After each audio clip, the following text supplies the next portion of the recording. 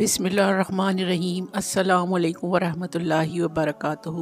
کہتے ہیں یہ وہ قصہ ہے جو کتب احادیث میں غزوہ خندق کے قصے میں مذکور ہے، جس میں رسول کریم صلی اللہ علیہ وسلم کا ایک معجزہ بھی ذکر ہے۔ حضرت جابر رضی اللہ تعالیٰ عنہ کہتے ہیں، میں نے حضور اقدس صلی اللہ علیہ وسلم پر بھوک کا اثر محسوس کیا۔ گھر میں جا کر پوچھا کہ کچھ کھانے کو بھی ہے؟ میری بیوی نے کہا، ہاں، ایک بکری کا بچہ ہے اور تھیلی میں تھوڑے سے جو ہیں۔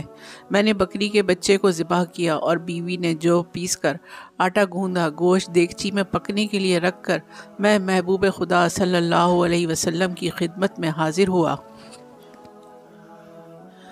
میں نے چپکے سے عرض کیا کہ تھوڑا سا کھانا موجود ہے، آپ صلی اللہ علیہ وسلم اور چند رفقا آپ کے ساتھ تشریف لے چلیں۔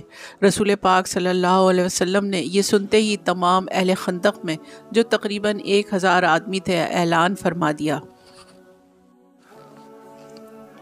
کہ جابر کے گھر دعوت ہے، سب چلیں، اور مجھ سے ارشاد فرمایا کہ جب تک میں نہ آؤں دیگچی کو چولہے سے نہ اتارنا، نہ روٹی پکانا۔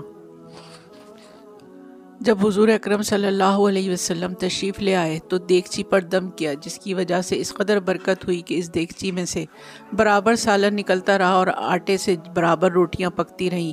خدا کی قسم، 1000 آدمی کھا کر چلے گئے اور دیگچی میں سالن جوش مارتا رہا اور اس آٹے سے برابر روٹیاں پکتی رہیں۔